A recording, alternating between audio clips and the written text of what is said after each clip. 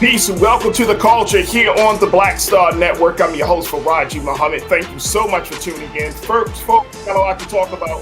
First, let's talk about Yara Morant. This is the Grizzlies basketball player who was suspended for brandishing a gun in an IG Live video.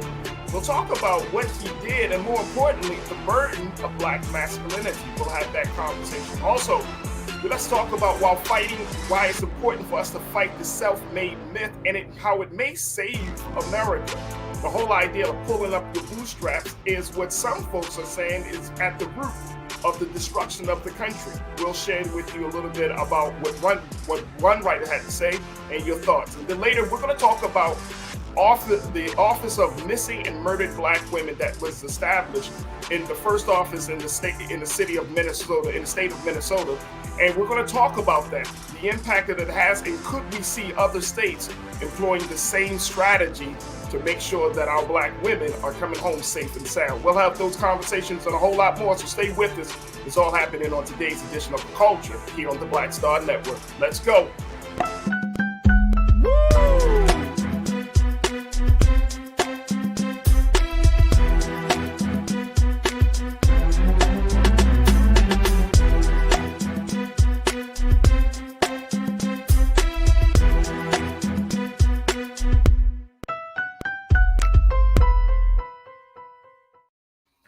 Folks, welcome to the culture here on the Black Star Network. I'm your host, Farajii Muhammad. Thank you so much for tuning in and being a part of the conversation. Folks, we got a lot to talk about, so I want to jump right in. First up, we're going to talk about this story about basketball player Yara Morant. Now, you may have heard this story, but this is the player who was suspended for brandishing a gun on an Instagram live post. Now, this is a black man, a young black man, who played for the team, the Minnesota Grizzlies. I'm sorry, the Colorado Grizzlies. And he displayed this gun while having, an Instagram live chat. Now, as a result of that, many people felt like something had gone wrong, because here's a man who is at the top of his field. He is one of the phenomenal basketball players for the Grizzlies. He is in the NBA. But more importantly, folks are seeing that something has inherently gone wrong for him to take such a bold move to show his masculinity and prove his manhood by brandishing a gun on camera. And I'm sorry, the Memphis Grizzlies, not Colorado, thank you, Memphis Grizzlies that he plays for. So today, as folks have been trying to figure out what's going on and how this happens, we wanted to kind of talk about the burden of black masculinity. And this really continues the conversation that we have been having culturally on social media and even on this platform about black masculinity, whether you're talking about the idea of being corny with Michael B. Jordan to what we saw with the cover of Ebony magazine with Jonathan Majors. Black masculinity continues to be a major topic, and in the past couple of weeks, it continues to have so many different dynamics and nuances that I think is worthy for a discussion. So I want to share with you a little bit of what one recent writer had to say about the Yara Morant situation, and then we're going to check in with my brother Shinedu Okorafor, who is a diversity, equity, and inclusion specialist, who can give us his take on what it means to be a black man, and more important, the great burden of black masculinity. Now, check this out. This is from The Root. The writer wrote this piece about Yara Morant, and this was the inspiration for this conversation. Take a look at this, folks. In The Root, it was published that Morant's descent from grace has been narrated by asking, why would Yara Morant, a black man raised in a two-parent household, who attended a private school in the suburbs, act as if he came from a single-parent home in the hood? American society had fooled itself into believing that refashioning gender roles, social identities, and American values by affixing black to them frees us from a colonized psyche. But this exodus is an illusion that leads us to the same colonization we are trying to escape. I want to start here, and then there's another piece of this op-ed that we're going to share. But let me bring in my brother Shinedu Okorafor on this piece. And Shinedu, I appreciate you as always. I love your insight and your brilliance. And good to see you this afternoon, bro. Thank you for joining us. Thank you for having me, Farajii. Absolutely. All right, so let's look at the situation with Ja Morant. Here's why I think that this is worthy of discussion. It's not his situation is not something outside of the norm. Unfortunately, we have seen young black males in particular who have gotten to a certain level of success, a certain level of influence and power. They are making more money. Their lives have been changed for the better, quote unquote. And yet, there are moments where a moments of self-sabotage starts to happen, right? Where you see like what you see with Ja Morant, where he is brandishing a gun on an IG video. He was suspended by the Memphis Grizzlies for a few games. He'll come back from that suspension. There were no charges that were filed by the police department in Memphis for that situation. But it's just the simple fact that it happened. And then looking at this piece from the root, talking about black masculinity and how the fact that just because you attach black to something does not free us from a colonized psyche. What did you see, bro, in this whole situation? Because there are a couple of things, there are so many layers to it, but what did you see? And then let's talk about that. Let's have the conversation. I'll tell you what I saw. I saw a young black man make a very foolish mistake. And it should be, in my opinion, it should be just predicated there. He wasn't shooting that gun. Thank God there wasn't an accidental slip up. But what I noticed that we do is when black men make errors, just errors that any human being can make, it becomes a deeper, is he a part of the Crips, as Skip Bayless said, or is he a part of a gang? It's like now we're under microscope. We're studying this man with a gun.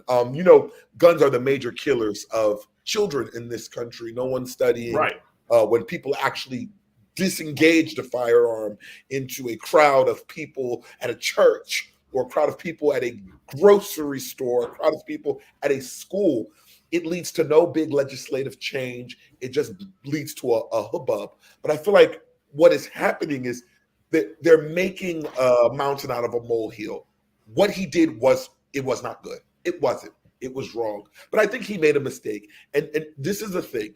It's unfortunate to me that black people are, just because you get a good position or you've made it in corporate America or even in the National Football Association, Basketball Association, there's this idea that automatically everybody should just have the rules. Human beings make mistakes, and it's not attached to race for me. Human beings make mistakes, and I think it's very important that we don't.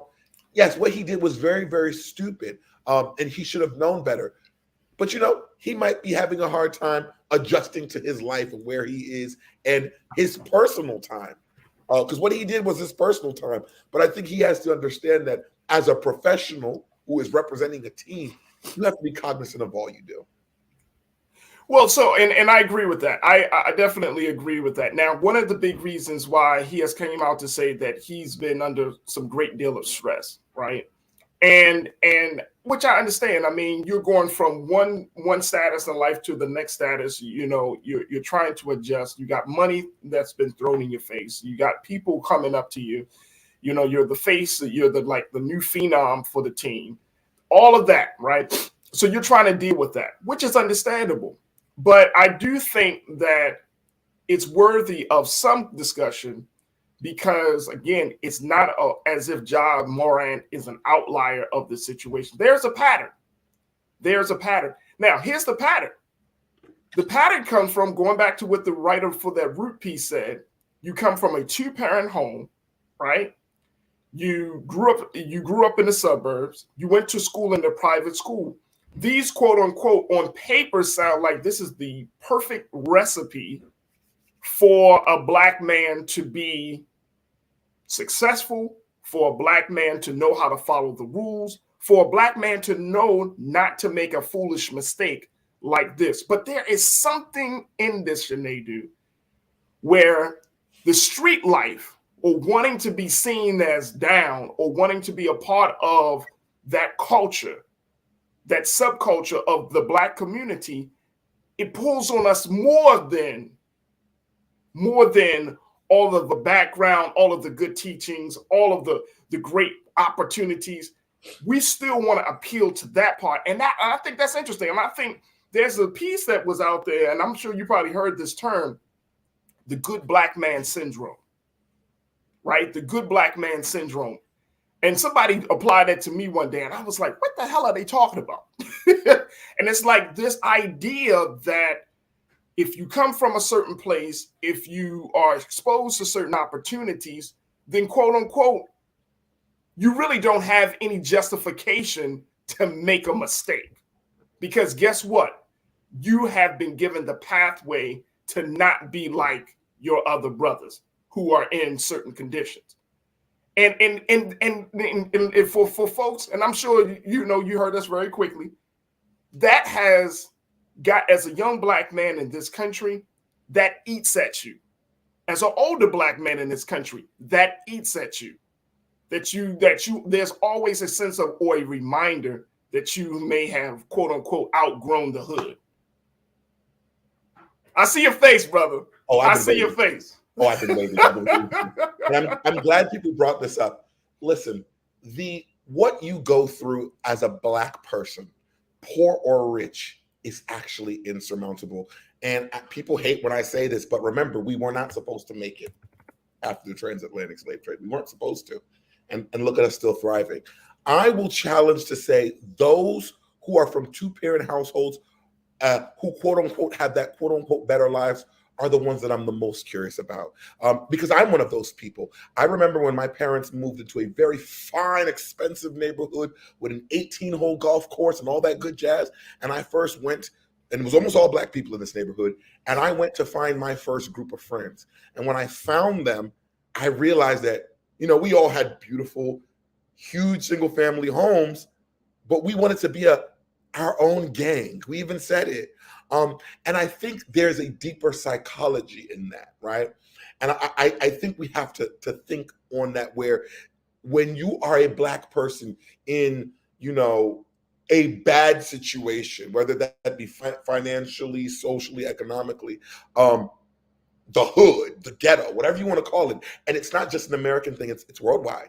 When you're in that situation that you now make better, by making it work, scratching and surviving good times, for some reason that becomes the thing you want to be, even when you have better chance and better opportunity for yourself. That's why, we don't have an issue with Future, but we're calling Russell Wilson corny.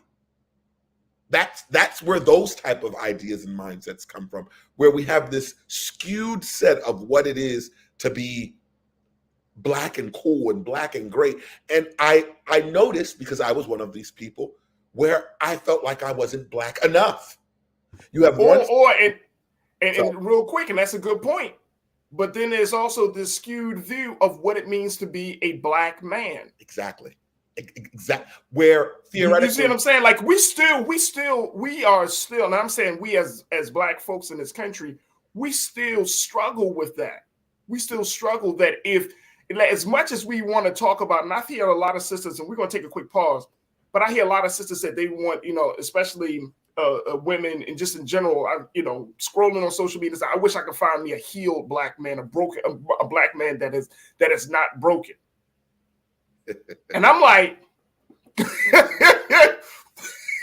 like, not to say it won't happen. I truly believe black men are out there. However, you got to look at the power of the culture. You got to look at all of the stories that we have been told since we were little boys, that school is not cool, and being in the street is the hottest thing. We still struggle with that as a people, especially for the next generation, where the street life, those who come from the street life into success, is more seen as successful, is glorified, is praised, rather than the young black boy who goes to school every day, does his homework, and play a couple of sports, and live on the straight and narrow. He's corny. He's not real. He's trying to be like white people. And we still struggle with that all the way into our adulthood, where grown women and grown men have these very skewed views of being what it means to be a man, what it means to be a woman. Look, we got to take a quick pause. We'll continue the conversation with my brother Shanadu as we're talking about Ja Morant and the burden of Black masculinity. I'm going to share with you some more of what the writer from The Root has to say about this issue, and of course, get your take. So stay with us. We got a lot to get to in the right here on The Culture, here on the Black Star Network. Stay with us.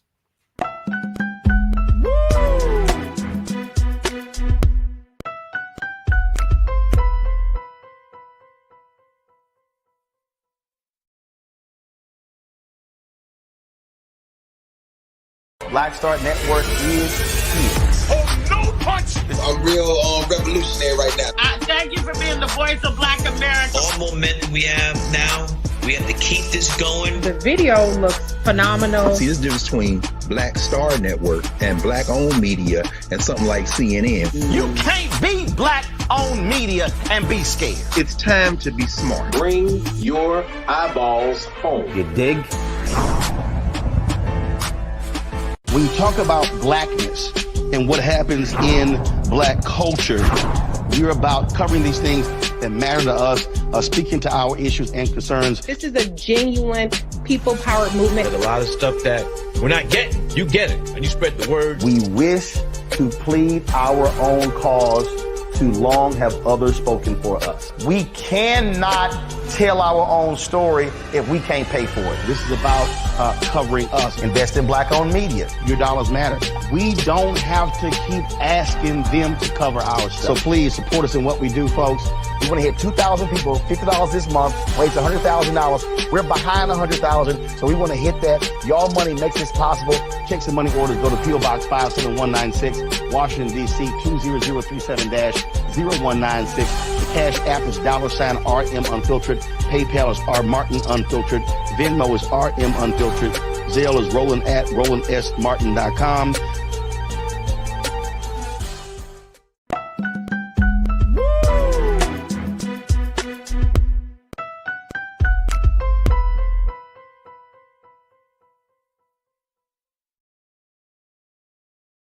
Folks, welcome back to The Culture here on the Black Star Network. We've been talking about Ja Morant and the burden of Black masculinity. This is the Memphis Grizzlies basketball player who was seen brandishing a gun on a live IG post. Take a look. This is Ja Morant. And now the conversation is about what is going on with his life. Now, he has come out, and that's just a little screenshot of the Instagram live video. But many people are saying this is a cry for help. This is a sign that something is wrong. He said himself that he's been under stress and trying to deal with some things. And so the conversation about Black masculinity comes back to the forefront. Again, this is another part of a conversation that we're seeing around Black masculinity, especially with the recent cultural discussion about Michael B. Jordan, this idea of corniness. This is also part of that conversation about what we saw with Jonathan Majors on the cover of Ebony, and people questioning and all, well, what is he trying to say about Black men and Black masculinity? Black masculinity is being evaluated and being studied and being scrutinized today. And so I want to bring my brother back, Shanadu Wakorfor, and get his take on this. And folks, we're going to also get your take. But to very quickly, Shanadu, get to that point that I was making, that we still struggle with this in our community. Like, there is the call there, like, you know, people might say, I want you to stay on a straight and narrow, stay on a good path. But then there's also those of us in the community that love the drama of a traumatized Black man, of a broken Black man. My man Willie Frazier checked in. He said, Farajii, define broken. I'm talking about a man who is not emotionally intelligent, emotionally mature, a man who has gone through some traumatic experiences and hasn't dealt with those experiences, and hasn't gone through therapy, who believes he's okay, and yet has not truly dealt with all of the demons and the pain and all of the issues that he's dealt with. So how do we reconcile that, Shanadu? How do we reconcile that within the community where we don't put those type of, put that as a metric of masculinity and redefine it? I think very importantly, and people may not find this palatable, but oh well.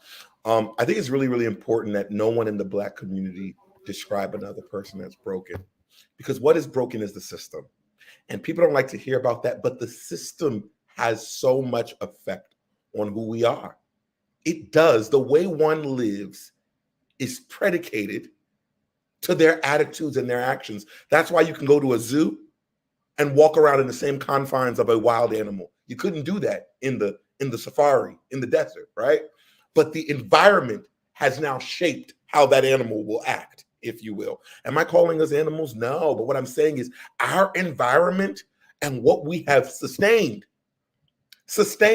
never properly addressed or redressed in the culture and outside of the culture, is a huge problem. And we have now metamorphosized to this new level of the delineation complex, where it's like, oh, I'm not that nigga, or I'm not that this or that. Listen, we are of the same community. And although there may be people that are more stabilized than the others, if we are our brother's keeper, if we are many parts but one body, depending on how you want to look at it, it's a brokenness that is within our community as a whole. And a lot of that comes from society, but also us feeling like folks are better than I don't want a broken man. I wonder if that sister who made that comment, if she has done all that she needs to do to be a quote unquote altogether woman, or whatever. What is that? I even think that as an ideology is stupid, because there are so many broken parts of us as human beings altogether. And I think to diminish our brethren and not be kind of understanding to our humanity is very dangerous, because there is so much against Black women, and we know that, and there is so much against Black men, so much societally and within the culture, that it is almost overbearing. I would agree. Let me go to what the Root had to say in this op-ed. And again, this is not about saying that he is a Black masculinity problem. I want it to be very clear. I'm not saying that. I'm saying that his actions show that there is an issue, and that he is just another case where, even though you go through you meet all of the standards, right, that you get to a high level of success, and you do something so foolish that it could jeopardize the rest of your career. Now, it hasn't, but it could. And there's a level of self-sabotage. Folks, this is not just me making up a term. Self-sabotage is real. We probably have all done it in some way, shape, or form. We get in a good relationship, or we get a good job promotion, and then there's a sense of us not feeling worthy, or a sense that this is not enough. We're like, as much as we talk about this sense of capitalism, gaining things, having stuff, and all of this stuff, living in a nice neighborhood, you still find yourself, when you even get to those places, when you start to acquire those things, you still find that you're still left unfulfilled. And that's the big thing. That's the big thing. All right, take a look at this very quickly. This is what the Root said in another quote. They say, if there is such a thing as Black masculinity or manhood, it should exist an antagonism of Western European ideas of manliness. Since men only know how to be men by not being women, Black men only know how to be Black men by not being Black women. To preserve this notion of masculinity and evade emasculation, Black men fashion themselves as protectors, heads of household, and domineering. Too often, Black men who reject this grammar or do not embody it are viewed as soft or white. To the contrary, the assumption that the bastion of Black masculinity is a brute, protector, and head of Black women are white ideals. This was not always tradition. So even in our Black masculinity, and I think this is interesting, Sinead, there is a form of resistance that comes, right? And that we have to know it. I'm reading this book right now called The Social Animal, written by New York Times op-ed columnist David Brooks, one of my favorite columnists. And he got this book called The Social Animal. And one of the things that it talks about is that sometimes the unconscious mind is more influential and more powerful than the conscious mind, right? So that means that even though we might think that certain songs, certain images, or our culture doesn't influence us, right? Or the images that we take in, or the media that we take in doesn't influence us, then you start to create a separate persona. You know, like my therapist said, that you create like this caricature of yourself. And it's not your whole self, it's not your authentic self. It's a persona that you created in your own head.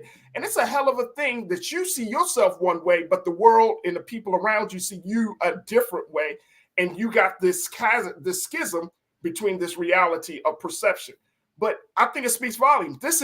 Black masculinity should be, and I agree with the writer, it should be against these white ideals of what it means to be a man. But for some reason, we're having a hard time to wage that fight. What's your take on that, Shanadi? Environment. That's it. That's the power of the environment. The environment gets to dictate what you even find important, even if it's not important. You see it if you pay attention. You see it all the time on the news. Where look at what Roland Martin has done here with this network. But if you turn on the news, some of the things that we talk about here, they don't talk about it, right? But then we view the news as important, correct?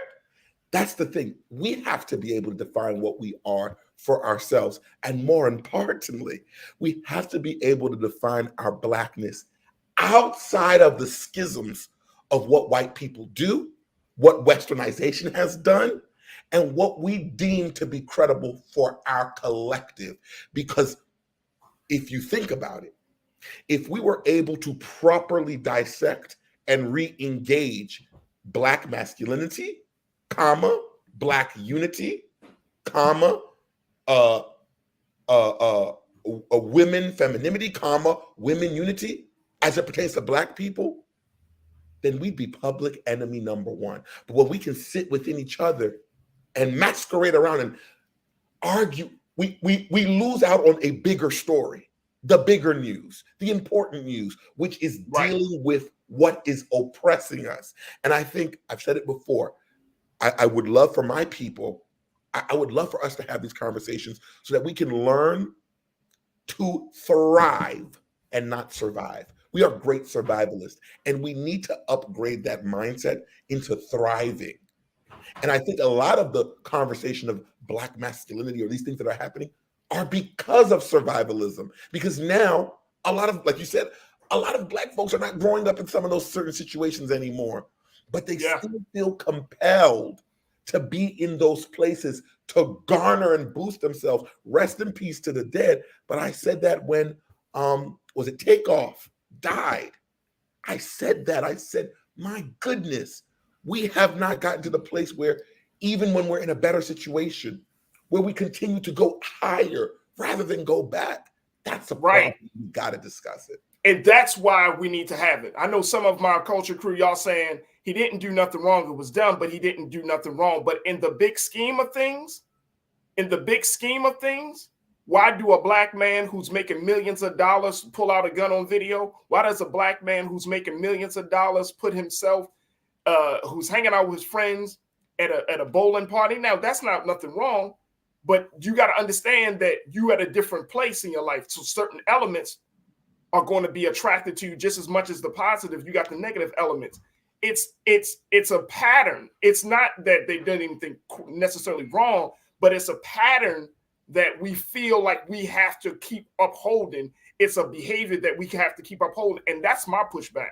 We don't, as Black men, you don't have to be hard, quote unquote. You don't have to be from the street to get the respect.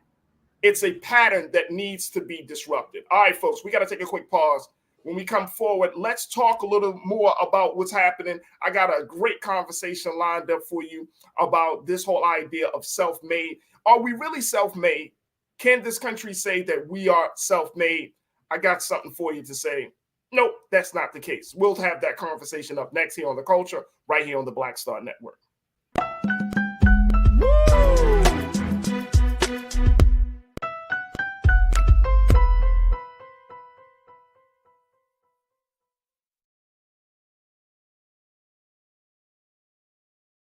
Folks, Black Star Network is here. I'm real revolutionary right now. Support this man, Black Media. He makes sure that our stories are told. Thank you for being the voice of Black America, Roland. I love y'all. All momentum we have now, we have to keep this going. The video looks phenomenal. See, this difference between Black Star Network and Black-owned media and something like CNN. You can't be Black-owned media and be scared. It's time to be smart. Bring your eyeballs home. You dig? Pull up a chair. Take your seat. The Black Tape. With me, Dr. Greg Carr, here on the Black Star Network. Every week, we'll take a deeper dive into the world we're living in. Join the conversation only on the Black Star Network. Hi, I'm Dr. Jackie Hood Martin, and I have a question for you. Ever feel as if your life is teetering and the weight and pressure of the world is consistently on your shoulders? Well, let me tell you, living a balanced life isn't easy. Join me each Tuesday on Black Star Network for a Balanced Life with Dr. Jackie. We're all impacted by the culture, whether we know it or not. From politics to music and entertainment, it's a huge part of our lives, and we're going to talk about it every day right here on The Culture with me, Farajii Muhammad, only on the Black Star Network. I'm Deborah Owens, America's Wealth Coach, and my new show, Get Wealthy, focuses on the things that your financial advisor and bank isn't telling you, but you absolutely need to know. So watch Get Wealthy on the Black Star Network.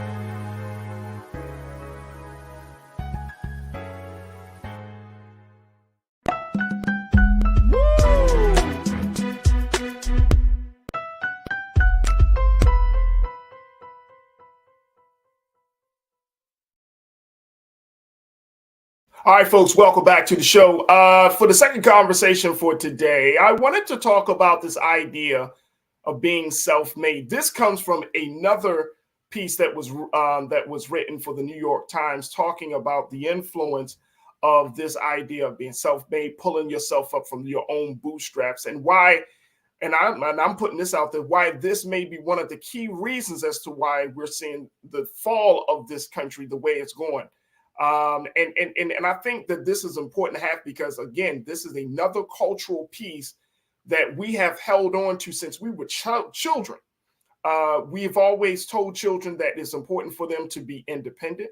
We've always taught children, and even growing up into adulthood, that in order for you to succeed, that you can only rely on yourself. But guess what, folks? That's not true. There is no such thing as self-made. And I want to bring my man Shanadu back into this conversation because Shanadu, you've been working in the area of human resources. You worked in the area of activism. You understand the idea and the value of collectivism. But there is no such thing as being self-made. Everyone needs help. I want to share with our watchers around us. Shanadu, you got this grin on your face, though, bro. Because some topics I'd be like, damn it, I'm ready. You got this great, and then look, let me tell you, this is a topic that personally I have studied, and this is the topic personally that I have kind of just kept my eyes on for a while, because I don't want to ever tell either myself, tell my children, anyone that I'm self-made. That is not the case. That is an absolute lie, especially for Black folks in this country. That goes against everything about who we are. We are not self-made people. We are a communal people, and it's an idea that has to be abolished. Now, take a look at this. Here's what the writer from the New York Times had to say about this idea, and this is why I say why fighting the self-made myth may save America. The New York Times writer put it out there and said, quote, "Our most toxic myth is our pull yourself up by your bootstraps individualism. In extreme cases, we see even asking for help as something to avoid at all costs, which can be deadly. Or we sometimes still call leaning on our close friends and partners codependence, even after a pandemic raised depression and anxiety to record levels. We are also regularly told by self-help manuals that we need to look only to ourselves to achieve mental well-being, even though that state inevitably and biologically requires social connection. Let's go to the next quote on this one, Keenan. Take a look at this, y'all. In a society that pathologizes dependence, even as every human being is born into it, being vulnerable takes courage. On the smallest level, we can start by rewriting our narratives about achievement and attainment. We can each question how we, both publicly and privately, tend to attribute our successes to our abilities alone. The original etymology of the word dependence from both Old French and medieval Latin is, quote, hanging down or hanging from another. Learning this linguistic origin has helped me appreciate the value of being dependent even more, especially as a parent. Dependence is, if you think of it, a form of connection and social cohesion. It brings us closer to others, which at this moment in America might be the thing we need the most. Now, it's a lot to take in. But Sinedu, I would love to get your take on this, looking at this idea of being self-made. Why this myth, this whole idea of pulling yourself up by your own bootstraps is toxic, especially for us here in this country right now? First of all, I don't know who the fuck, sorry, made that statement, but it has to go there. Y'all, this is absolute lunacy. And it's, for all my Black folk out there, you know, power to the people, that whole idea of being self-made is very white, okay? If you want to be, there's nothing Black in that idea of being self-made, because there's nothing Black in just thinking about the self. Like you said earlier, we are derived of community people. Community is in our soul. Even when we don't want community, we make it in every ramification of who we are. And to be honest, the reason why self and that idea of self is being broadcasted is because, with all due respect, white people do not come from a culture, a tribe that consists on togetherness. It consists on singularity. And let's go further. When you say you're self-made, somebody may say that JP Morgan was self-made. How'd you get the money, brother? Right. Who did you have to impoverish to be self? Okay. And a lot of times when I hear that term self-made, it's funny because you don't come. How did you come to this world? You were attached to something. Something helped grow you up. There is no one comes into this world and is siloed by themselves. So it's a preposterous thought to produce some type of preponderance of I can do it all. And why is doing by yourself cute and cool and fun when we also know that to push policy, to push culture, you need togetherness. When you see people going for legislation, when you see good and bad, when you see Republicans throwing these different laws in different states, no one is thinking about self. It is togetherness. So as Black folk, we need to stay on that train of togetherness, because that's how we move. That's how we are. And any idea that you want to be self, I'm sorry to tell you, you are cosplaying in whiteness.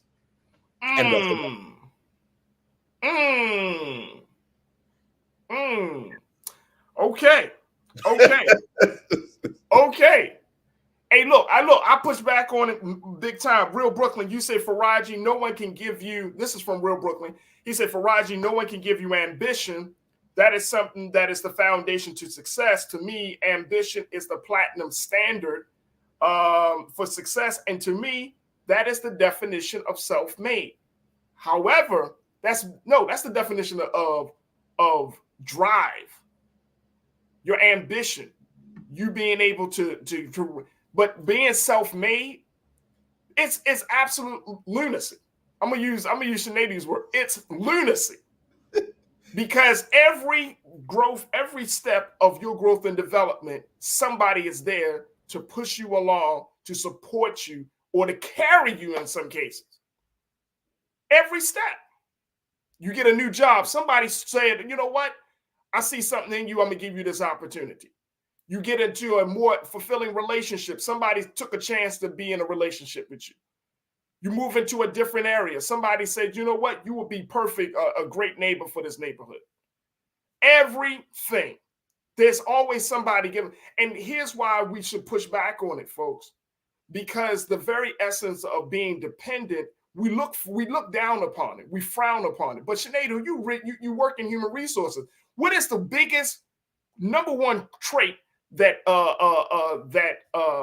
employers often ask you about whether you have or don't have?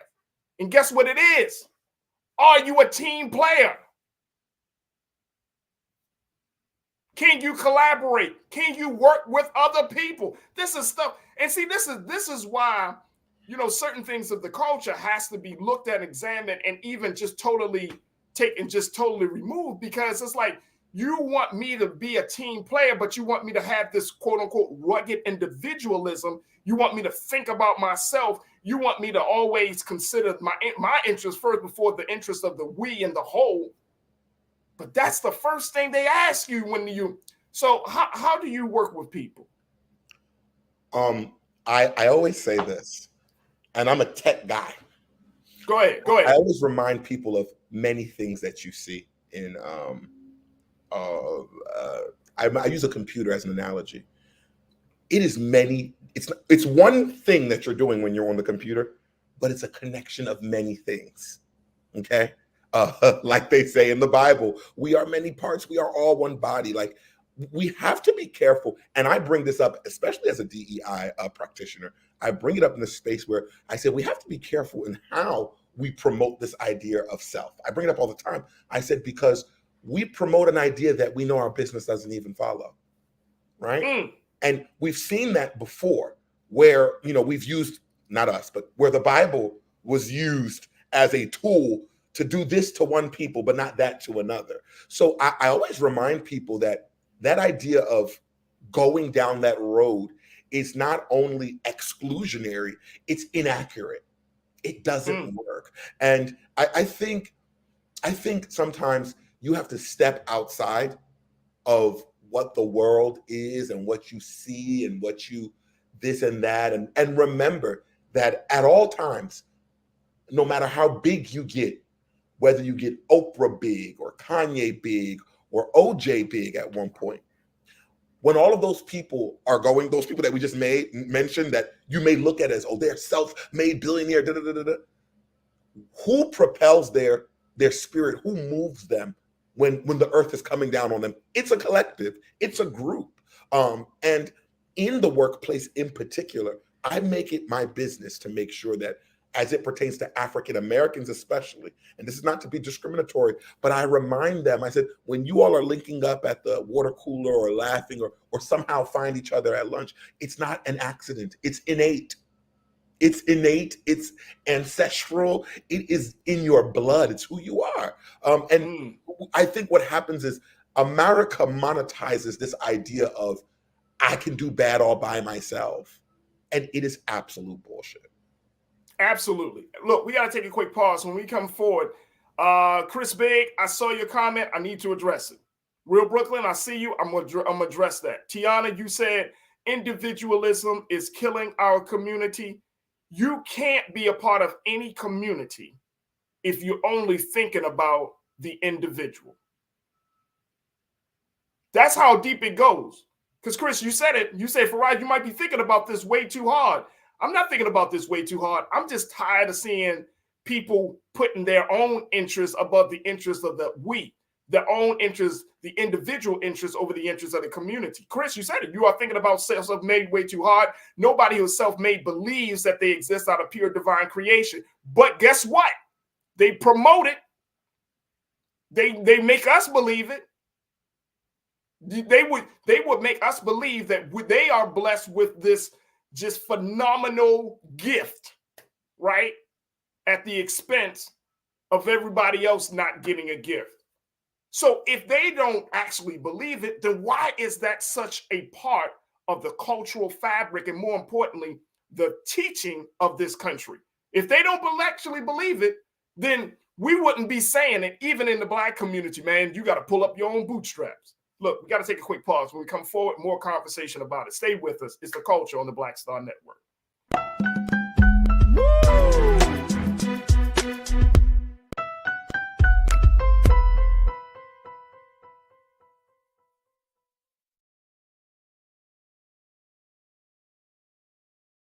Pull up a chair, take your seat. The Black Tape with me, Dr. Greg Carr, here on the Black Star Network. Every week, we'll take a deeper dive into the world we're living in. Join the conversation only on the Black Star Network. Black Star Network is here. Oh, no punch! I'm real revolutionary right now. Thank you for being the voice of Black America. All momentum we have now, we have to keep this going. The video looks phenomenal. See, there's a difference between Black Star Network and Black-owned media and something like CNN. You can't be Black-owned media and be scared. It's time to be smart. Bring your eyeballs home. You dig?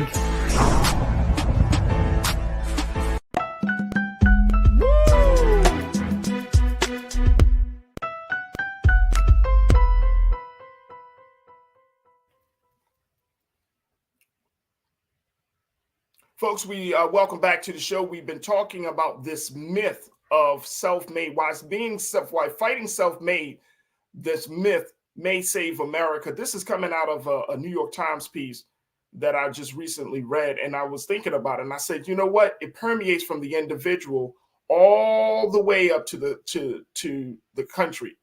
Let me just share this with you. And then Chris, you mentioned that you say I'm thinking about it way too hard. Here's why I'm not thinking about it way too hard. This is where I did disagree with you, sir. Here's why. Because if we think about this, the individual thinks of himself as being greater, then that leads to the community not getting the full participation from that individual. So the community starts to take a loss. The community starts to take a loss. It affects the city, the state, then the country. The country gets its idea. There's an idea that is put out there, America exceptionalism, basically saying that America has been bestowed with exceptional traits and qualities that no other country has, that we're a self-made country. But even though the history of this country shows that that's not the case, that America would not be great if it wasn't for Black people. America would not be great if it wasn't for the destruction of other people. So you can't act as if, oh, I got to this position. And look, we all know what self-made is, that you did it on your own abilities, your own grit, right? Quote unquote. And that may be true that you had the what can I say? Let me bring Sinead back into this. You know, what can we say? You had the passion to do it, but there was still someone else. There was still assistance and help that you had to get in order to get to that place. Mm-hmm. And I think that it starts to destroy us because I'm going back to Tiana's point. Individualism. If Black folks stopped seeing themselves as individuals and we started to see ourselves as community, as being part of one, then we can feel each other's pain. We can experience each other's joy. We can build with one another without thinking we got to be in competition with one another. That's part of the reason why we're in this condition that we're in, because we feel like we got to compete. We got to compete for attention. We got to compete for resources. We got to compete for money. We got to compete for opportunities against our own brothers and sisters. And that's really counterintuitive and counterproductive. How are we supposed to build a nation, come into a better understanding of who we are? We're supposed to get into a level of independence if we all think that we're competitors. I don't compete with Sinead. Sinead don't compete with me. Whatever he's been blessed with to have, whatever opportunity, that's for him. I got mine, but guess what? I'm going to be happy for him. He's going to be happy for me. But if we go for the same job, you're not my competitor. I mean, I'm not going to put that in my mind. Oh, this man, he's trying to take my job. It may not even be my job. Out of all the things that we were in the world, we're going to beef over a little job. Come on now, Sinead. Talk to me, bro. Talk to me. And I think, I mean, you summarized it perfectly. You summarized it perfectly. And I think that's another thing. Like, listen, I always said this, and I said this when I used to do my activism work and still do. It's not about the me. It's about the collective we. always, always, always, always. It's so funny. What everybody fantasized and loved about Wakanda, it wasn't about one person. It was about them all. It was about the people. Like we have to remember, we can't keep saying we want to be, we love this African this and we want to be more African. Let's not commercialize Africa. Let's not commercialize Blackness. It is a lived experience now. And that's okay. We are a collection. I always use the body because it's a great example. When you run really fast, you say stuff like, I ran fast. You don't say, my legs propelled me or my heart. But those things did move you. They're a part of you, but to be specific, they moved you. So when people make it, we are a compilation. We are a symphony of all things Black. All of us. Even if I looks like I'm going, and I remind people of this all the time. Everywhere I go in my life, I'm always thanking the person that you will not see on the stage next to me. I'm thanking the person who is dealing with me backstage to present the me on behalf of us. And that's okay. It's nothing wrong with that. It's nothing wrong with being a representative of your people. Y'all, it's the most beautiful thing ever. A symphony. Who wants to be a one-man band? We are a symphony. Ooh, come on, brother. Look. I love that, Shahidi, because guess what? I don't want to be self-made. First and foremost, my parents brought me into this earth, assistants. But before that even happened, before I was coming through my mother's womb, I was a twinkle in her eye that was inspired by the Creator, by the divine, by God himself. That's assistance. See what I'm saying? See, it gets to the very root of it. And this is when I'm going back to that point that you made earlier, Shahidi, how it is such a European Western philosophy that has disrupted the natural. All of this idea that you don't need any assistance, that you don't need help in your life. It's the same reason as to why we're in this country right now. You got millions of people on Medicare, millions of people who need assistance, whether to go to school, right? Can they really say that they're self-made? Can this country constantly put that out there and say, you know what? We are a self-made people. But you got millions of people that need health assistance, educational assistance, right? Social services, right? We often talk about it in the Black community that we need more programs to help Black youth. We need more programs to help the homeless and this. But then at the same time, you want to put out there or you want to propagate self-made or pulling up your bootstraps. That does something to one's psyche when they see themselves as one thing, but the reality in which they live shows something different. You messed up in the head from that. All right, let me go to this very quickly, guys. Let me go to this. Lana, you say every time I interview the CEO, my question is, what is your biggest regret? And all say, I got money, but I wasn't there for family and I'm paying for it. See, family, community builds collective. What's the point? And Lana, I'm glad you brought that up, sis. Because what's the point? What's the point of being this great individual if no one else around you is great with you? So your family suffers. Your friends suffer. But you eating. What's the point? I don't care about eating it by myself. I'm trying to be like Jesus. I'm trying to have my homeboys around me. Trying to split the bread and the fish.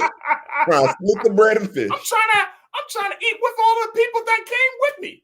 I'm not trying to, and this is crazy because even in hip hop music, bro, in the culture today in hip hop music, we talk about these things. We talk about it, right? And do you think that any like if you look at some of these musicians and even rappers and whatnot, some of them were in the background of bigger acts, and then that bigger act sometimes said, "All right, it's your chance. Go ahead and go out in the spotlight and shine." I don't care what artist. I don't care if it's Jay-Z. Somebody gave that man a chance. And he would be lying to his soul if he didn't say Russell Simmons or Leo Cohen or somebody didn't open up the door for him to be as successful as he is.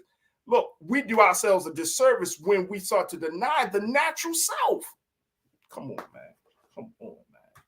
All right, let me go to a couple of more of my crew members before we take our next pause. Okay, here we go. Real Brooklyn, you say team player contributes to the shareholders' profits, ambition give you promotions, pay raise, time off, awards, etc., etc., etc. Real Brooklyn, you are my guy. I love you. But guess what? I disagree. Sinead, you can have all that, pay raises. You still working on a team. I don't know. And correct me if I'm wrong on this, Sinead. In the modern day workspace, is any individual not working on a team? No. No, it's impossible. Everybody can't do everything. You're not doing payroll and leading the company. It's not possible. It may be indirect, but there is always team connection, even if you're a solo worker, because you're not running payroll by yourself. Someone's doing it. So as we close out on this, because there are cultural implications of this, there are national implications of this. What do we glean from this, Sinead, as to how we move forward? How do we start to really push back on pull up your bootstraps mentality and the self-made myth? I'll just say this. A wise man once said, lean on me when you are not strong, and I'll be your friend, and I'll help you carry on. That's it, y'all.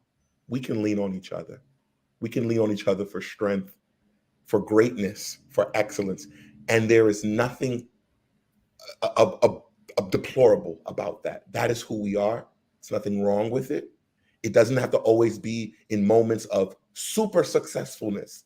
You know, when we're dancing and we're doing music and entertainment, we can always just lean on each other because that's who we are. You know, your mother leaned on someone before who leaned on somebody who we are a collective of leaners. And there's nothing wrong with that because each time you lean on somebody, they're able to push you straight forward back up. And if you lean the other way, they're able to push you. That is our sturdiness, having our community to lean on. There it is. Look, my sister Karen checked in. She said, Farajii, people need other people in order to achieve success. It is disrespectful to those who sacrificed and provided support on our road to success. I honor my role models and mentors who paved my way. Disrespectful to those who sacrificed and provided support. That's who it is. When you don't give credit where credit is due, when you don't acknowledge those who laid the path for you, then you are not worthy of your success. I'm going to say it just like that. There are people that have laid the path for me. I can't just act like, oh, I just did this on my own. If Brother Roland Martin didn't extend the opportunity for me to be a part of this network, or I crapped on him, I crapped on a man that gave me the opportunity by not acknowledging the fact that he was the one that bestowed the opportunity to me. Come on. I look ungrateful. I would look crazy. I got this on my own. No. Especially in media, you don't get nowhere on your own in media. Somebody said yes. Somebody said yes. And the sooner that we start to see ourselves not as this super dynamic, highly qualified, and very ambitious type of individual, as soon as we stop thinking of ourselves as being that person and being the person that is a team player, that knows how to work well with others, a person who can have ambition, but not at the expense of other people's interests, a person who knows that they have talent, but they still can give space to other people's talents. As soon as we make that transition, I bet you our culture and our community would be a lot better. But it is the competition. That's what happened when we were in chattel slavery. The light against the dark. The light is better. The darker is worse. That continues to happen to this day.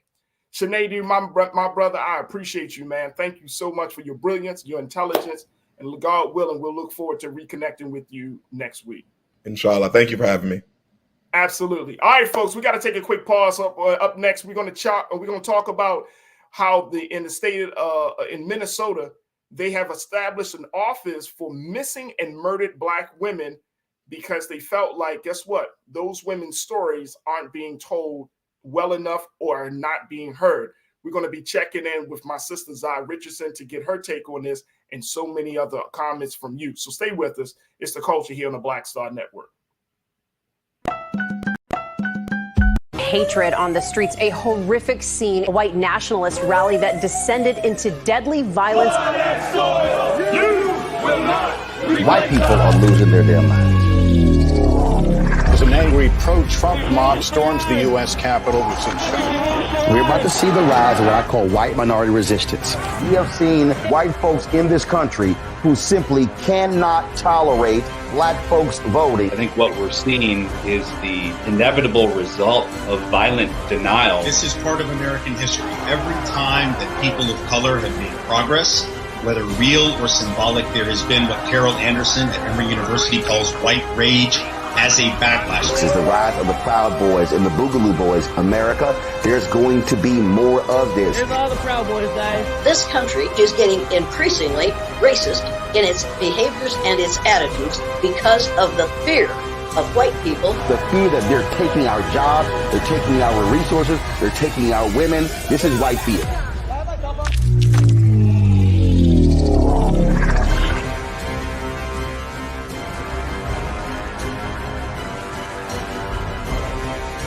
Folks, Black Star Network is here. Oh, no punches! I'm real revolutionary right now. Support this man, Black Media. He makes sure that our stories are told. Thank you for being the voice of Black America, Roland. I love y'all. All momentum we have now, we have to keep this going. The video looks phenomenal. See, there's a difference between Black Star Network and black-owned media and something like CNN. You can't be black-owned media and be scared. It's time to be smart. Bring your eyeballs home. You dig?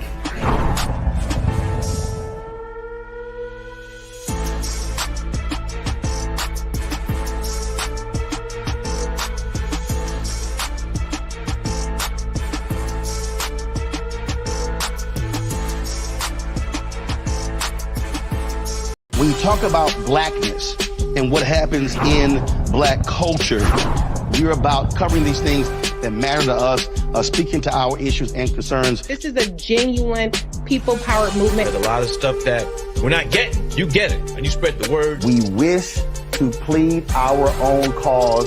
Too long have others spoken for us. We cannot tell our own story if we can't pay for it. This is about covering us. Invest in black-owned media. Your dollars matter. We don't have to keep asking them to cover our stuff. So please support us in what we do, folks. We want to hit 2,000 people, $50 this month, raise $100,000. We're behind 100,000, so we want to hit that. Y'all money makes this possible. Checks and money orders go to P.O. Box 57196, Washington, D.C. 20037-0196. The Cash App is $RM Unfiltered. PayPal is R Martin Unfiltered. Venmo is RM Unfiltered. Zelle is Roland at RolandSMartin.com.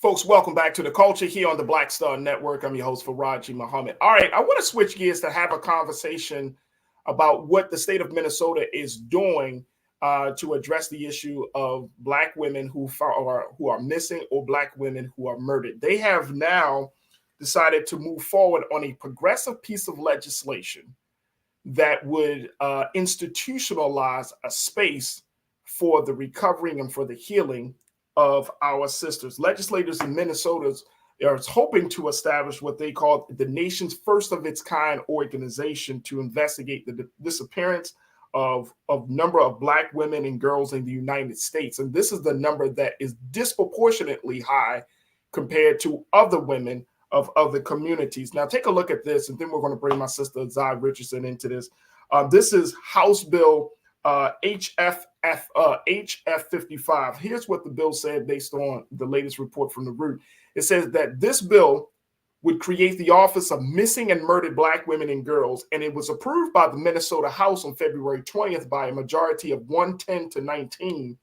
The groundbreaking endeavor is anticipated to cost about $2.5 million and would examine the circumstances of missing person and cold cases, according to Yahoo News. Now, The bill's author, Representative Ruth Richardson of the Democratic Farmer Labor Party, she said it is a high priority in the governor's budget and expressed optimism it would pass this year.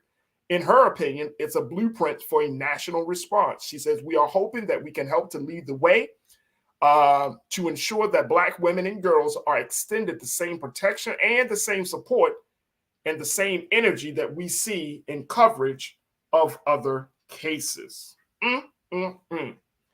This is so, so powerful. I want to bring my sister in, Zai Richardson. She is the founder and lead consultant of Zai Media Group, and she's going to be one of the new voices joining us here on The Culture. We're so happy to have her this afternoon. Zai, thank you so much for being a part of the conversation. How are you this afternoon? I'm doing wonderful, Farajii. Thank you for having me on. Absolutely, absolutely. All right, Zai, let's talk a little bit about this case of establishing an office of this magnitude. First of its kind, if it can get through the state legislatures. But this is something I think is a big response to a case that we don't talk too much about. I know that on Roll, I remember when I was on Roland's show, there were moments like we had conversations, like even with the latest case around Shanquella Robinson and other sisters who have gone into these places, or they might have traveled abroad and they don't return home and these type of things. But let's talk about the significance. This is Women's History Month. How significant is it to have a space that is dedicated to murdered and missing Black women and girls? How big is that for you, Zai? I think as a Black woman and as a mother raising another young Black woman, it's significant.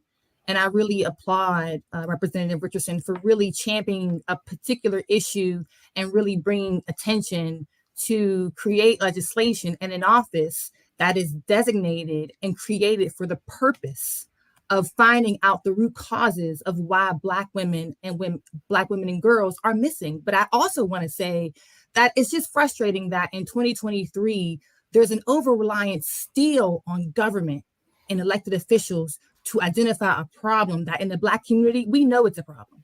So there's always been this longstanding idea and notion, and we've read the news that Black women are missing, that Black girls are missing. And when we see it, we sort of have a desensitization of like what's happening. So we know it's happening. We talk about what is happening, but it takes a representative in Minnesota to create an office for us to realize the significance of why that is so important, even though we as a group of people and as a community have long known that this is a problem, a reoccurring problem that has been a problem for decades, especially in poor Black communities. So to me, it speaks to not only a racial dynamic, it speaks to classism, the idea that oftentimes poor and underprivileged and marginalized communities, even amongst Black people, are undervalued, even amongst us in how we talk about it, the attention that we give it, and the priority that we see it when we understand the issue and we know it's happening, but we won't really give it the attention that it deserves, even amongst us. So I think it's a landmark legislation in the office, and I applaud her. And also, interestingly, Minnesota has created a task force to better coordinate and crack down on the factors that contribute to why women of color are missing in higher levels than other women. And I think also at the federal level, there's an act called Protect Black Women and Girls Act. And I'm encouraged that at the federal level, they too are seeing that it's about time that we have a conversation with policymakers on how we can better respond to the dynamics and the realities of lived Black women all over this world, and particularly in this country. So I'm so happy to hear that you brought up that piece of policy, because I think that is important. But it is something that even within our own communities, we don't talk about it too much, right? Unless the story gets to social media famous. That's the terminology I'm gonna use, right? But once the story gets to social media famous, everybody is kind of like sharing the story or sharing a video or what the case may be. But there's still something, there's not enough attention. Like if a Black girl goes missing, and I remember when I was living in Baltimore, there were a rash of Black girls that would go missing.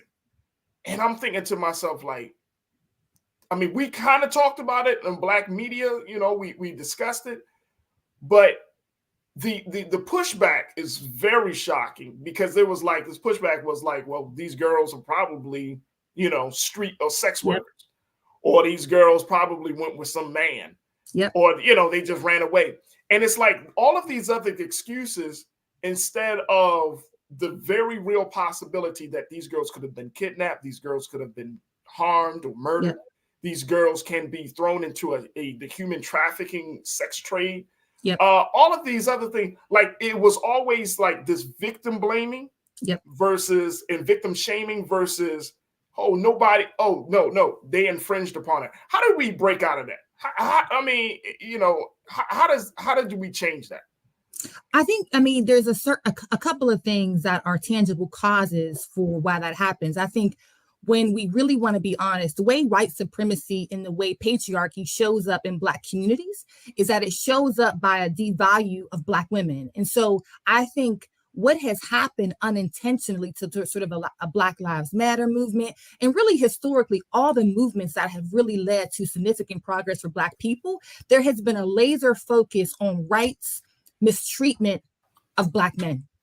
And so we have been significantly invested, and also publicly shamed if you don't take a stance on supporting the mistreatment, supporting people who call out mistreatment of Black men.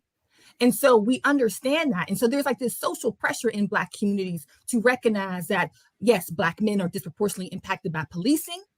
And there's all these other factors that go in. But what happens is Black women still are in that dynamic.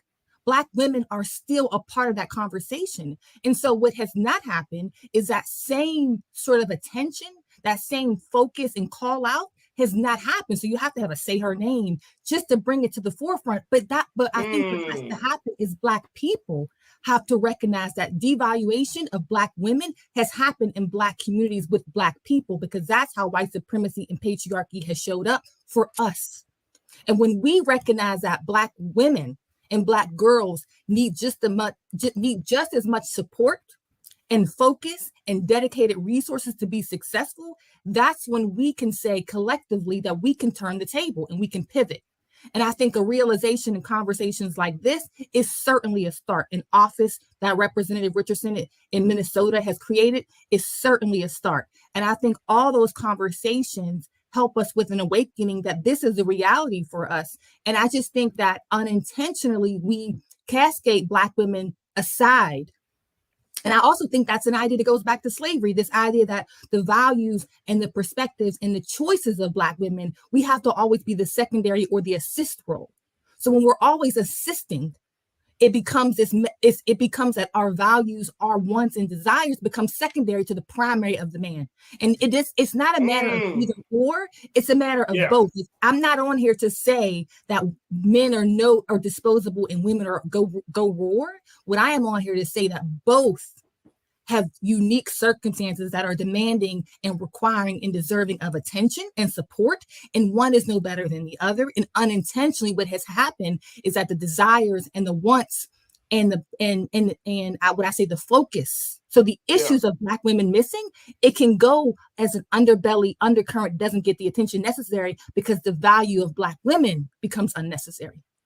Woo! Lord, Zai, when I brought you on, I was like, let me just see what we're going to do.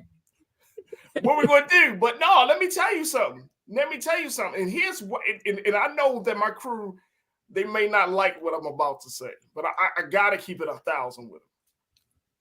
When we talk about the state, the condition, the safety and well-being of Black women, there are all these conditions about what she did first before she can get the support of men. Yes. Black men. Right. It's not like, oh, something happened to the sister, let's go. It's like, well, why was she out at that time of night? Right. What was she wearing? Right. Did she say something to the man? You know, and I think it gets back to that point you just made about, you know, how our enemy of our rise uses this level of division, uses this as part of his plan to keep us divided among the sexes. So now, as for Black women, for y'all to be like, oh man, not only am I dealing with white supremacy coming from white men, I got to deal with the chauvinism coming from Black men. Right. The misogyny coming from Black men. I got to prove my worth and my value. Right. For my brother to even give a damn about my safety and well-being. Yep. That's the heartbreaking part about this, Zai, that I see. My sister Mimi checked in and said, we need this for all of the missing and murdered Black women all over the country. Quote, hashtag we matter too. Mimi, you also checked in and said, when we go missing, there's always a victim blaming, shaming narrative. It is absolutely true. Mm-hmm.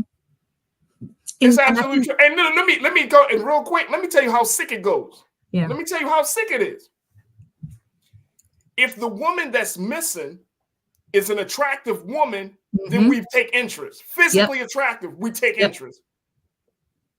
If she's not physically attractive to us, then we start adding conditions for our involvement to bring her home safe. Yeah. I mean, this is effed up, man. Yes. It really is. And I think when you think about that notion that somehow, as Mimi said, it does become a victim blaming. And that's something that happens in media all the time. And those of us in Farajii, working in media, in the spaces of media, it really reiterates why diversity is so important. And not just having Black faces in newsrooms, but really having faces that can relate to working class and poor communities of color all over this country. Because what we know is that just having a Black face doesn't automatically equate to diverse ideas. And I think when we can have broad representation, you'll have someone in the newsroom who can understand why the victim shaming and the blaming is so not appropriate. And it's only typically disproportionately impacted to those victims that happen to be Black and happen to be poor.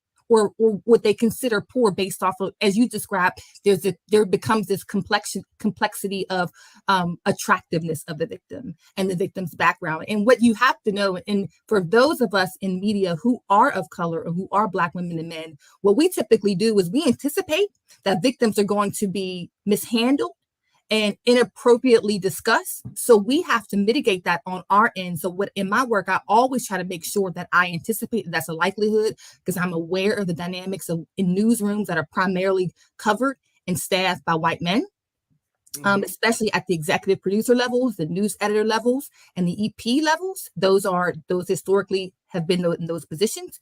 And so what you have to do on my end and those in media, we really have to work a concerted effort to make sure that the work that we humanize all victims. And so this idea that the victim has worn the wrong dress or was in the wrong spot or somehow has accepted blame and responsibility in their own victimization is something that as media professionals, I actively and intentionally work against. And the reason why I can do that is because of my lived experience as a Black woman, as a daughter, as a mother, as a girlfriend, as a friend, as a sister, as a woman in this country. I recognize that my lived experience is something that you can't learn in a book.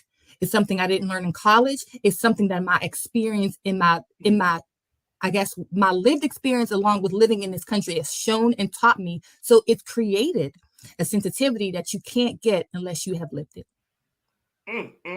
Look, we got to take a quick pause. Zai, when we come forward, I want us to continue this conversation, get some more comments from our culture crew. But I do want to kind of go a little bit further along in that point that you made about media, because one of the big things that I've often heard is the fact that Black women, whether they're missing or even Black girls that are murdered, they don't get that media attention, right? For a lot of reasons. And I want to see if that can be changed a little bit. So we'll have that conversation when we come forward. Folks, we're talking about Minnesota is looking to establish its first office, the first of its kind in the country, an office that's dedicated to missing and murdered Black women and girls. What's your take of this? More importantly, why do you see that this is important for us to possibly look into other states adopting the same type of institution? So stay with us. More conversations up next here on The Culture on the Black Star Network.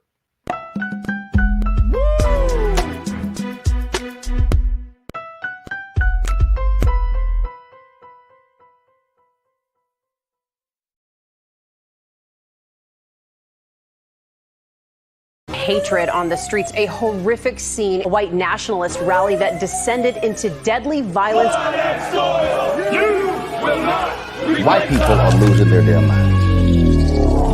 As an angry pro-Trump mob storms the U.S. Capitol, We're about to see the rise of what I call white minority resistance. We have seen white folks in this country who simply cannot tolerate black folks voting. I think what we're seeing is the inevitable result of violent denial. This is part of American history. Every time that people of color have made progress, whether real or symbolic, there has been what Carol Anderson at Emory University calls white rage as a backlash. This is the rise of the Proud Boys and the Boogaloo Boys. America, there's going to be more of this. Here's all the Proud Boys, guys. This country is getting increasingly racist in its behaviors and its attitudes because of the fear of white people. The fear that they're taking our jobs, they're taking our resources, they're taking our women. This is white fear.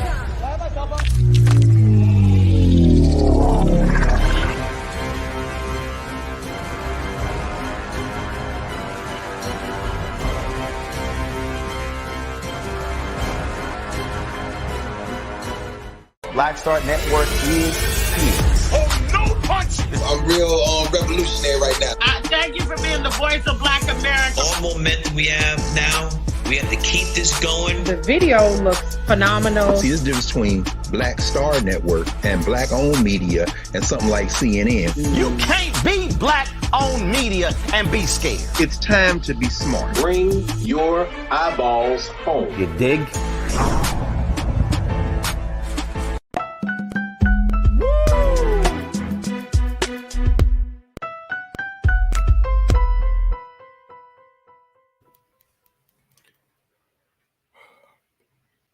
Folks, welcome back to the show. We've been talking about how the state of Minnesota is moving forward on establishing a special office for missing and murdered Black women and girls, and how this would be a one-of-a-kind institution and / organization that would help to address the systemic issue of Black girls, Black women not being taken seriously, their safety and well-being not being taken seriously.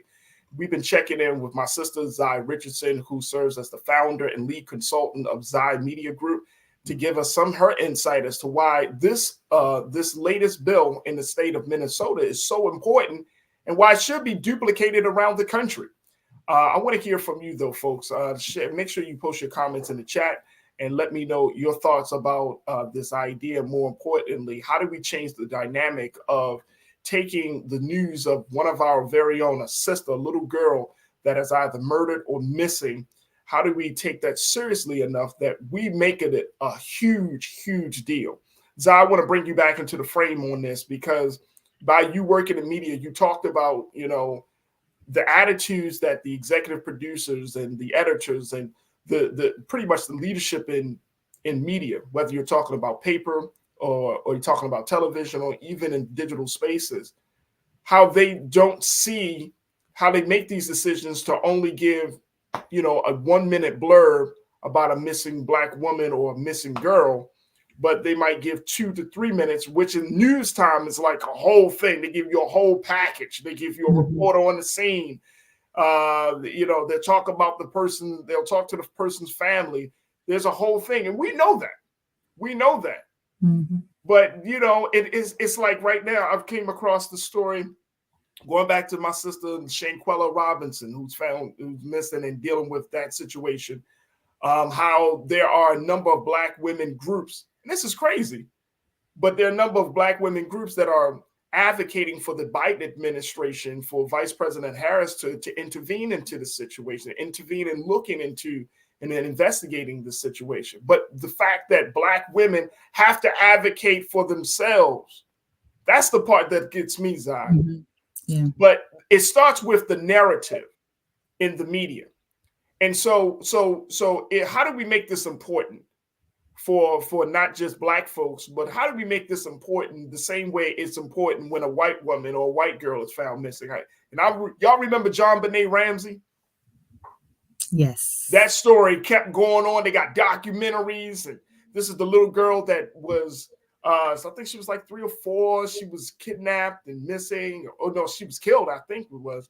But she, they show video of her taking tap dance lessons. She was a little model and all of that. And I mean, they humanize this little girl, and they humanize white girls and white women. But when it comes to us, that narrative is not there. Talk to me about that. What do we do to change that, Zion? No, there's a lot we can do. Gwen Ifill coined the term white missing girl syndrome. And so, that's a popular term that's been floating around, white girl missing syndrome. And I think there's a young white woman who was missing, Gabby Petito. And if you all are familiar with that, she was missing last year. And within, she was strangled by her boyfriend. And so she was actually strangled to death. So it's not to say that those mothers are no less sad than the other mothers. And it's not to say that we should not be empathetic to those families. Any mother or father who loses their child tragically is devastated, indifferent to color of skin. That's a universal fact. And I think when it comes to the scenario of Gabby, what happened was she went missing after she was on a trip with her boyfriend. And then what turned out to be is that her boyfriend actually was the one who strangled her. But what's important is that her family notified authorities in September.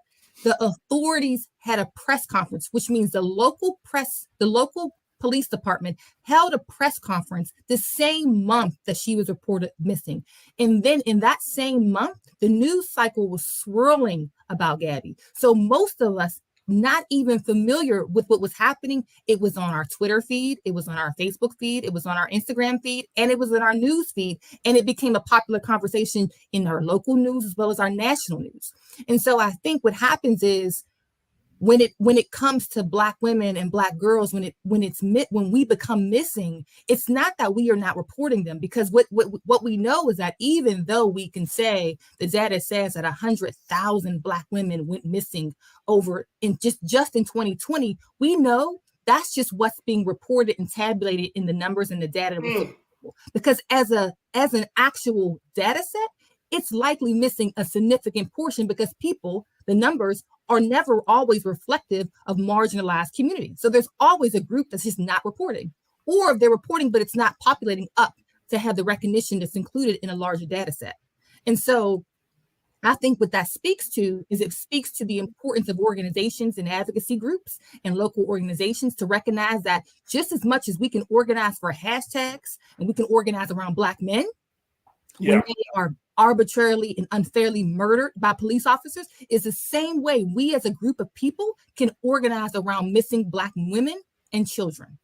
And I think when we ourselves create a larger value and appreciation for this issue, and it doesn't have to be just Black missing children as an organization. It doesn't have to be just rolling, creating a space for it. When it becomes a popularized conversation amongst ourselves, is when that notion of humanization of people, women missing and girls missing, it will become a media story. And it first starts with us. I firmly believe it first starts with us.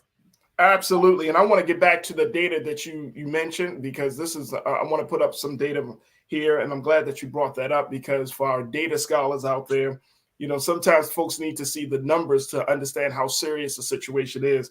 Take a look at this, folks. Despite making we only make up only 13% of the population in the country. And this, according to this data, despite making up only 13% of the female population in the U.S., studies have shown that Black women account for 35% of the country's missing women. 35% of the whole country's missing women cases. Nearly 100,000, as you heard my sister Zah talk about, nearly 100,000 of the 250,000 women who went missing during the COVID-19 pandemic in 2020 were women of color. So you're talking about almost half of those who went missing in 2020 were women of color. Okay? According to data, take a look. According to data cited by Brittany Lewis, I'm on the second paragraph here, folks. Ms. Lewis, co-founder of Research and Action, over 60,000 Black women are missing nationwide and are twice as likely to be homicide victims than they appear to be.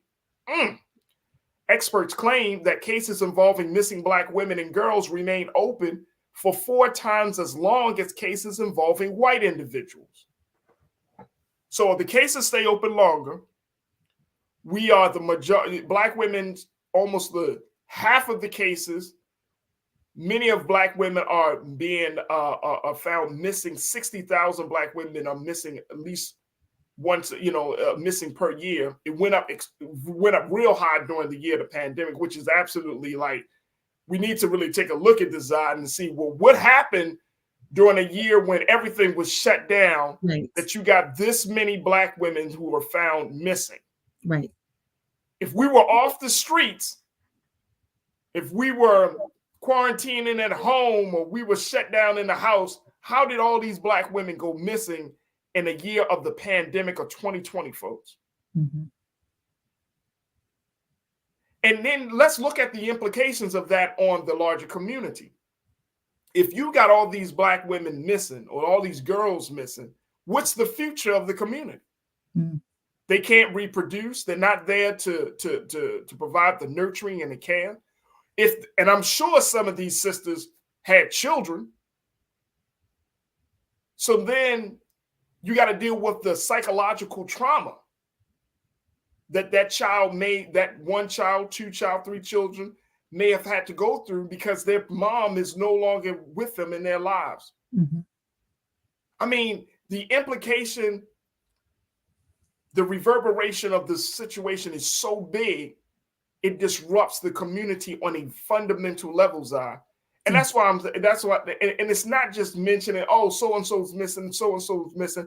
It's like for us to really understand that if you don't have a Black woman in the neighborhood, in the community, regardless of what her station in life may be, that community is on the brink of destruction. Mm-hmm. So yes, Black men can be in the community, but the Black woman is of the community. Right. You know what I'm saying? Mm-hmm. And then we can go to the other part of this, which is the other stat that I've seen, that 70% of the Black households in the country are ran by Black women. Mm-hmm. Well, damn. Mm-hmm. You see what I'm saying? So it just seems like y'all as Black women, y'all got to take on so many other, and I know as a Black man, we take on a lot, but there's a real problem. This is a real problem for the sustainability of our communities. And it's like, we really do have to understand the ramifications of it. Yeah, and I think in addition to that, and when I think about my personal self, I have a daughter and I have a son. And what I can say to you is that I have to be intentional about parenting my daughter because I was so laser focused on my son, losing sleep over my son because of the idea of how he would be successful and how he would matriculate and be raised as a Black man. And I lost sleep over my son. My son is now 20. I've lost sleep over him, just thinking about him and agonizing about what his experiences are going to be in school and thinking how I have to make sure I advocate for him in school. And what I can honestly admit to you is that I forgot that my daughter, really because of the socialization of my experience in this country and how I also adopted the idea of the focus of raising healthy and supportive Black boys, I forgot that my daughter's abilities and my daughter's health and sanctity as a young woman is just as important, is just as valuable, is just as significant as he is. And so while parenting is different, it's very important for me to not nullify or ignore her abilities and think that because she doesn't have the challenges, which I think are apparent and evident. And I think the media and all of us do such a great job at blasting and really pushing out and advocating for Black men, which we should. I'm a proponent of that. What I'm saying is that we have to be really intentional about giving that same support where it's due for Black girls, especially young Black girls, because human trafficking, the sexualization of Black young women, the idea that somehow the rise of plastic surgery in Black girls, what social media has done to the imagery of what we see and what we define as beauty in our hair and our looks and our skin color, in our mechanics and makeup, that is something that is pervasive for Black women and especially Black girls. And when we can have those conversations about our own socialization is when we can really pivot in a different direction. And for me, I'm a very real person and I have very real experience. And so I have these conversations with myself because I recognize I am flawed and I am human and I'm raising 2 children, and how I show up for them is being honest with myself about my inadequacies and also my strong suits. But it takes me to be honest with myself to have this conversation with you today. And you know what? I'm so happy that you said that, Zai, because the other part of the conversation is a girl like your daughter. You talking about your daughter? My daughter's 3, and I'm mentally preparing myself that she might find herself to be attracted to a man who's not like me, right? Right. She can, my daughter's coming from a good home. She got an older brother. She got a dad and her mom, all of these things. But then she might be attracted to a dude that, attracts another part of her.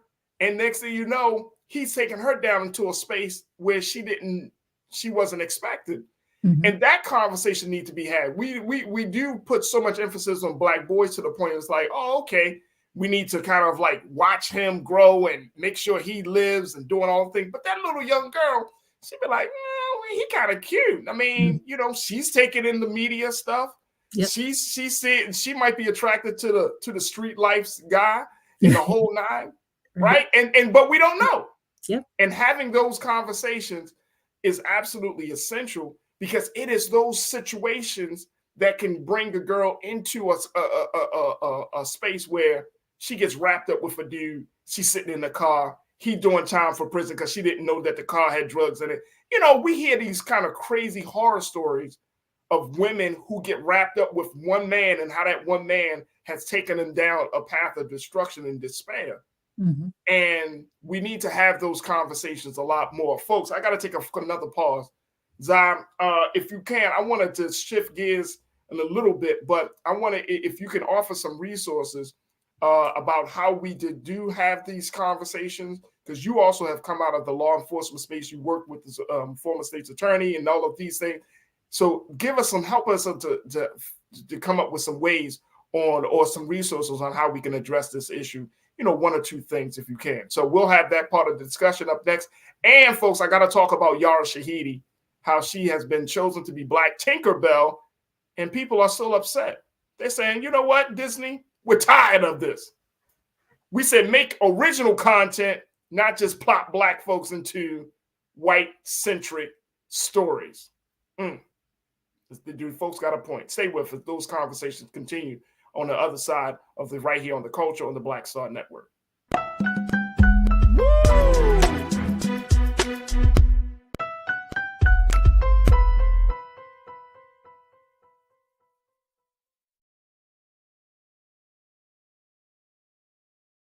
Folks, Black Star Network is here. Oh, no punching! I'm real revolutionary right now. Support this man, Black Media. He makes sure that our stories are told. Thank you for being the voice of Black America, Roland. Stay black. I love y'all. All momentum we have now, we have to keep this going. The video looks phenomenal. See, there's a difference between Black Star Network and Black-owned media and something like CNN. You can't be Black-owned media and be scared. It's time to be smart. Bring your eyeballs home. You dig? Pull up a chair. Take your seat. The Black Tape with me, Dr. Greg Carr, here on the Black Star Network. Every week, we'll take a deeper dive into the world we're living in. Join the conversation only on the Black Star Network. Hi, I'm Dr. Jackie Hood Martin, and I have a question for you. Ever feel as if your life is teetering and the weight and pressure of the world is consistently on your shoulders? Well, let me tell you, living a balanced life isn't easy. Join me each Tuesday on Black Star Network for A Balanced Life with Dr. Jackie. We're all impacted by the culture, whether we know it or not. From politics to music and entertainment, it's a huge part of our lives, and we're going to talk about it every day right here on The Culture with me, Farajii Muhammad, only on the Black Star Network. I'm Deborah Owens, America's Wealth Coach, and my new show, Get Wealthy, focuses on the things that your financial advisor and bank isn't telling you, but you absolutely need to know. So watch Get Wealthy on the Black Star Network.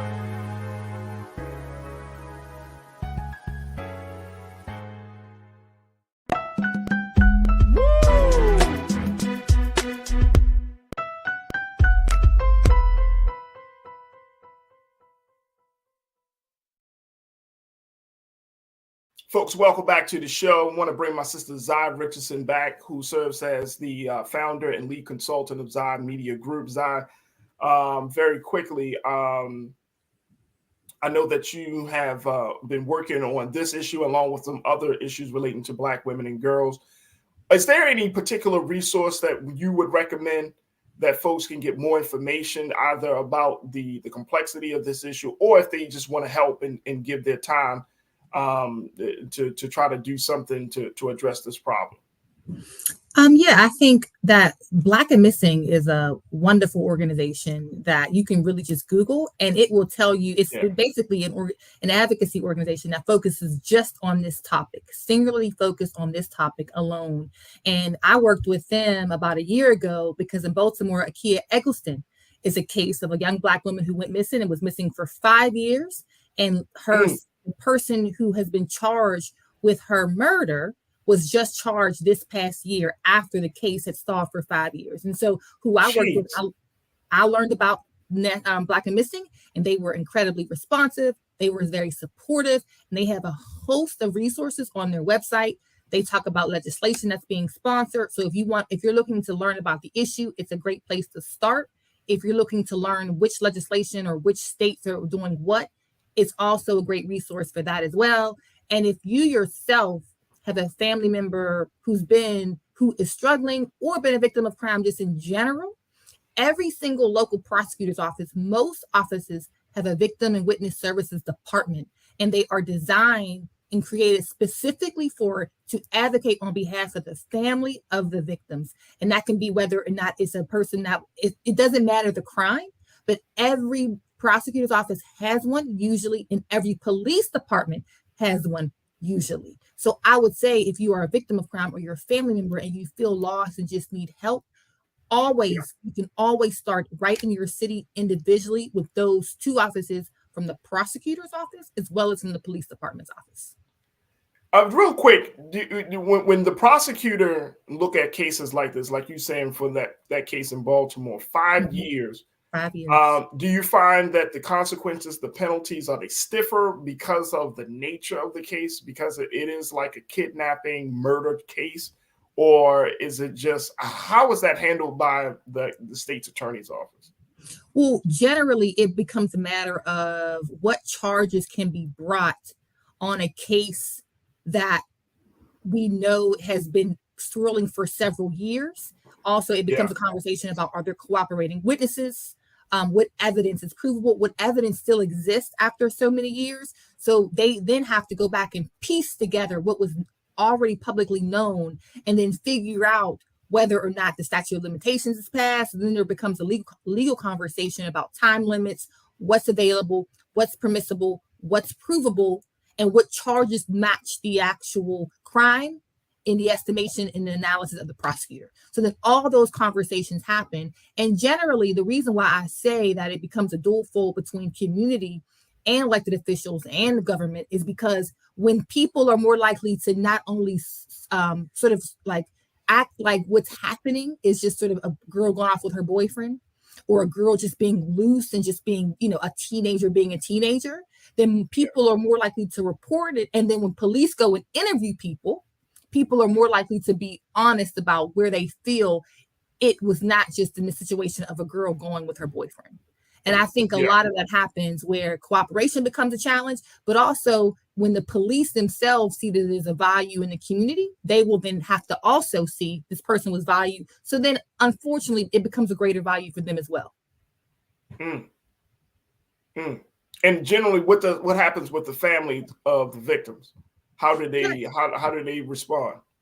I think generally what I've learned, even, when I lost my ex-husband 2 years ago, I think everybody hates the police until you are a victim of crime, until it's your family member that has been murdered or raped or something violent, or even something where you feel like the dignity and your family member has been harmed. Most of us are calling 911. And most of us, not only are we calling 911, we are in that officer's office, we are in that detective's office, and not only do we want notice, we want representation, we want responsiveness, and we want to be felt like we are valued and heard. And so in my experience, families not only actively cooperate, they are persistent. When you know what to do, they are persistent. What happens is the criminal justice system is so confusing, it's hard to figure out who to talk to. Who do I call? Who should I notify? When the prosecutor calls me, who are you? Like, what are you doing? Is there another prosecutor? Are you the lead prosecutor? So even for me, even though I had worked in the system, it was confusing for me because it was the first time I was not the victim, and I had to understand as a victim, when a family member dies or it is harmed, what do I even do? And it's confusing, but I can say universally, families want help. And families want those who are responsible held accountable. Absolutely. Zai, the time that you spent with us, the insight and brilliance that you shared with us, oh my gosh, I'm so excited to have your voice on here on a regular basis, folks. This is Zai Richardson. She serves as the founder and lead consultant of Zai Media Group, and she has a phenomenal set of experiences working in a lot of different spaces. And so, you will be hearing more from Zai on the show as we talk about everything from women's issues to law enforcement and prosecution issues to community things, and just getting her take on pop culture, entertainment, because she loves that too. So you'll hear a lot more from her. But Zai, I just want to say thank you. Welcome to the show.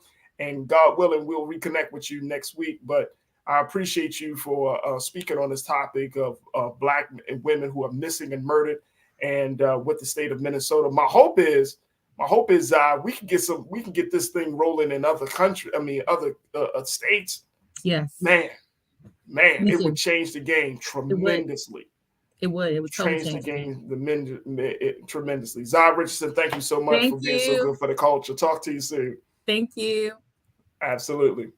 Folks, that's going to do it for us. We're going to table that other conversation. I just had to get that one. I had to talk about that important piece, but we'll table that conversation because there's been a lot of discussion and some backlash and criticism about how Disney is approaching the issue of diversity, especially when it comes to them making their movies and telling stories. So we will certainly circle back to that. But I want to thank Zai Richardson again. I want to thank my brother Shanadu for being a part of the conversation. And I want to thank my team, King Keenan, Joel, and of course, my control room. And of course, I want to thank you for tuning in, for the great comments and insights. So many of you are talking about what we've been talking about today. So we truly, truly appreciate it. Make sure y'all do your due diligence and continue to support us here at the Black Star Network. Go to our website today, blackstarnetwork.com. Make sure you download the app for free. Make sure that you financially support us. And of course, you follow us on all social media at Black Star Network. And while you're on social media, make sure you follow me, yours truly.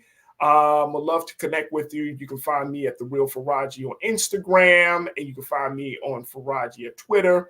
And we would love to continue to build with you. All right, stay tuned. Up next is Roland Martin Unfiltered, streaming live here on Amazon News, on Black Star Network, Facebook, and YouTube at 6 o'clock p.m. Eastern Standard Time.